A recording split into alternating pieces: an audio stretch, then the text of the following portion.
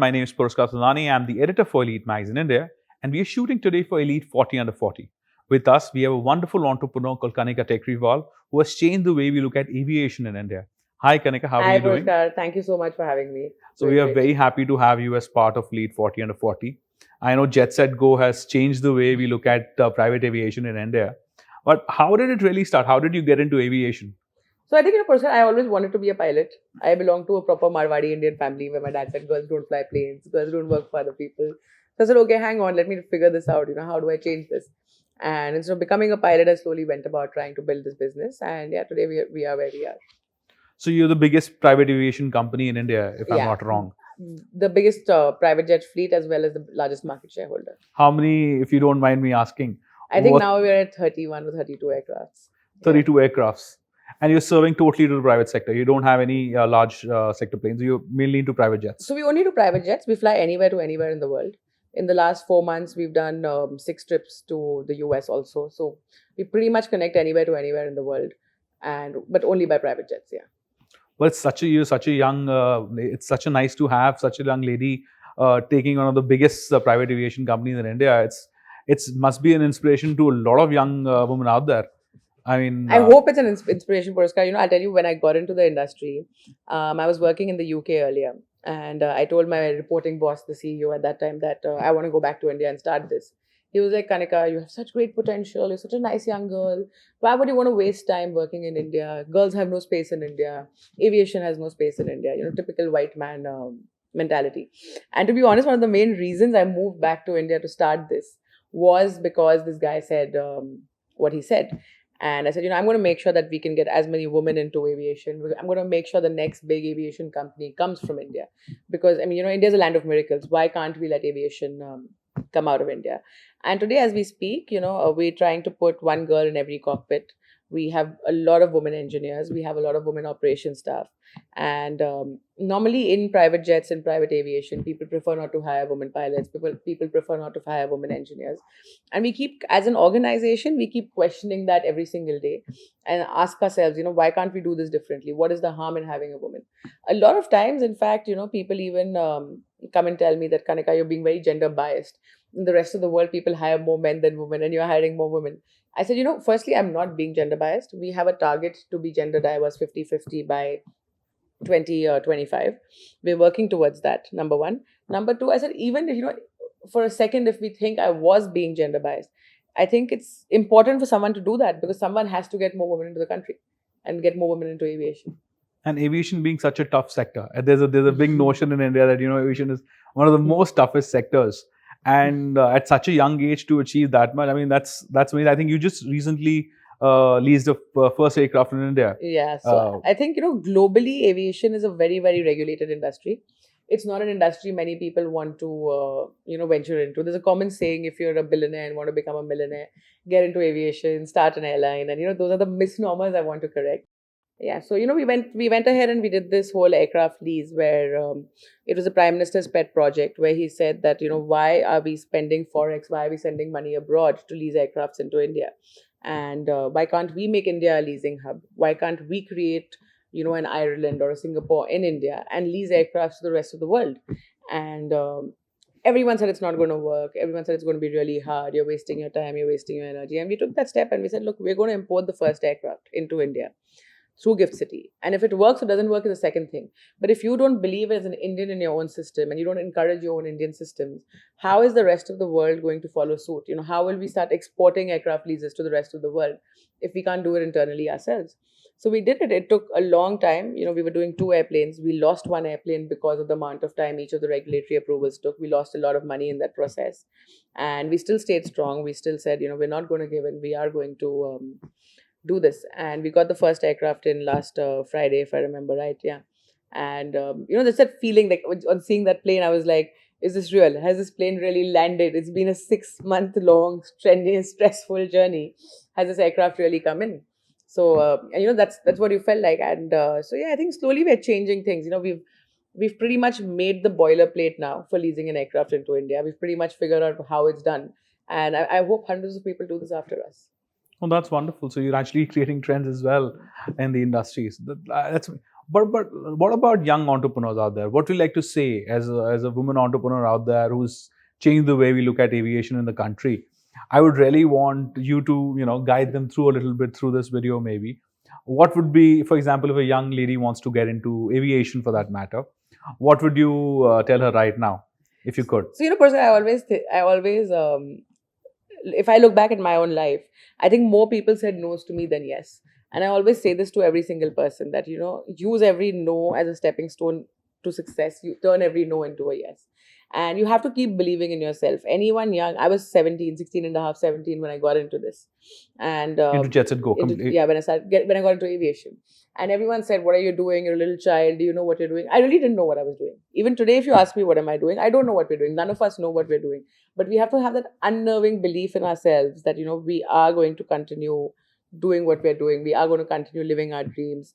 It's, I think the biggest learning for me as an entrepreneur has been, don't be scared of failure. When I started the organization, everyone told me that, what if you fail? What if this goes wrong? I said, so what if I fail? If I fail, I'm going to start something else, and I'll start something else. I'm destined for success.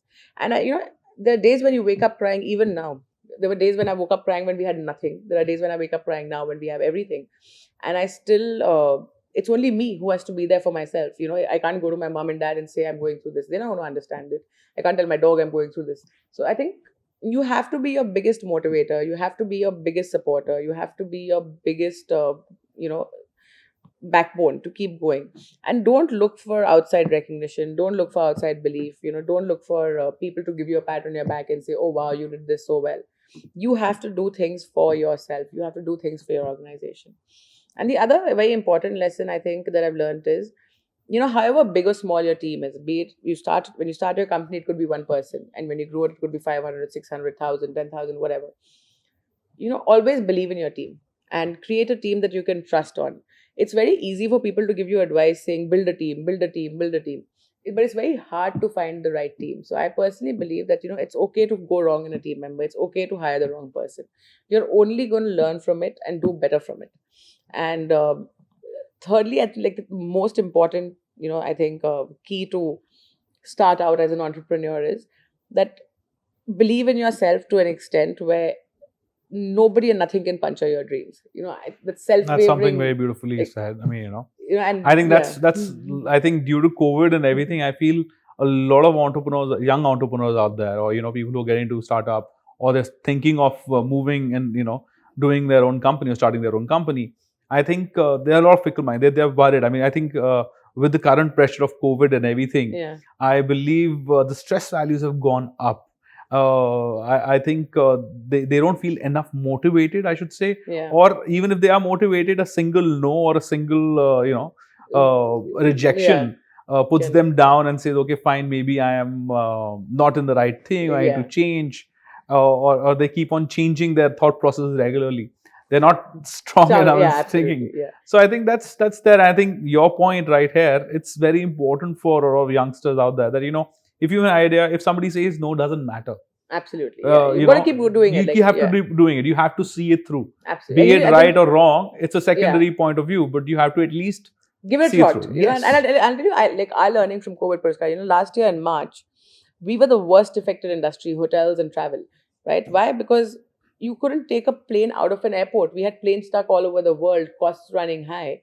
And we didn't have the chance to even fly after that to recover our costs, do anything. The industry as a whole cut salaries, laid off people, sold assets.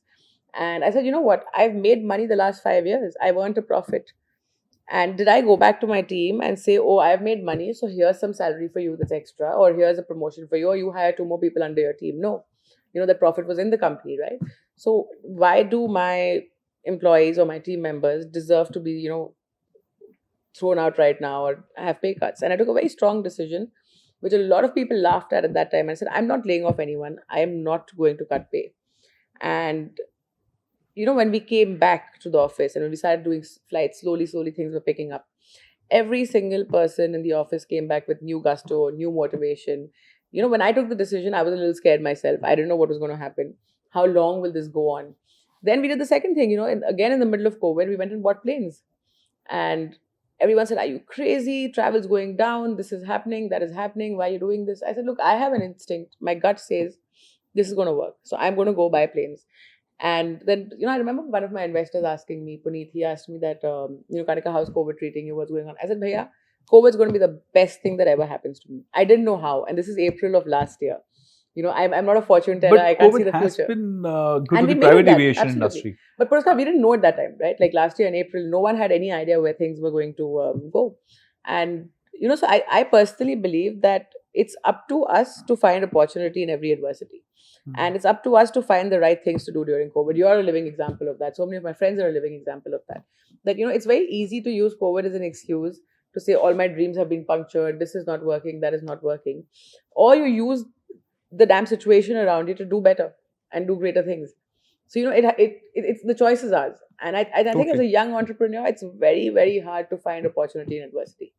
Because you're so raw and so I understand that. So I think we need a lot more of us like-minded people to actually go out there and support them, encourage them to do better things. God bless. We're very happy, and we are very happy to have you as part of Elite 40 Under 40.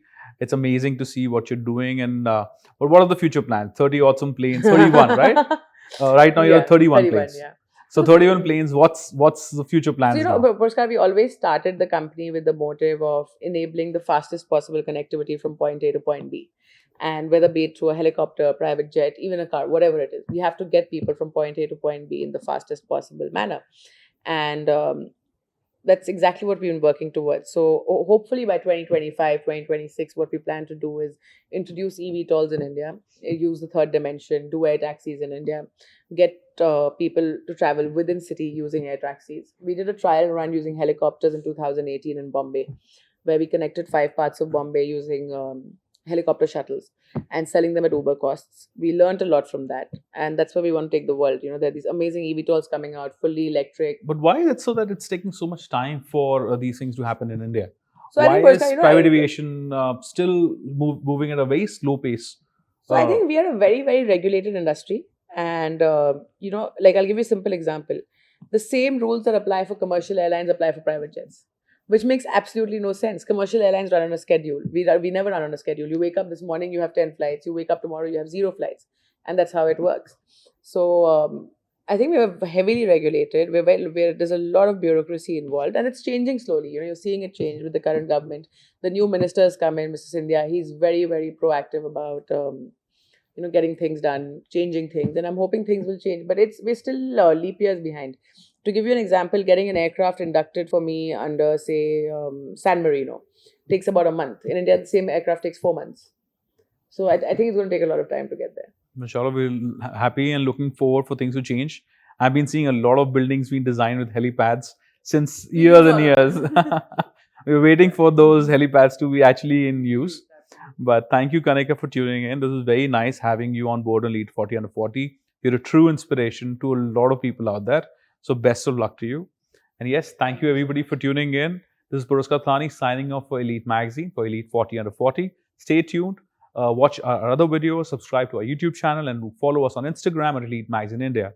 Thank you, everybody. Have a good day.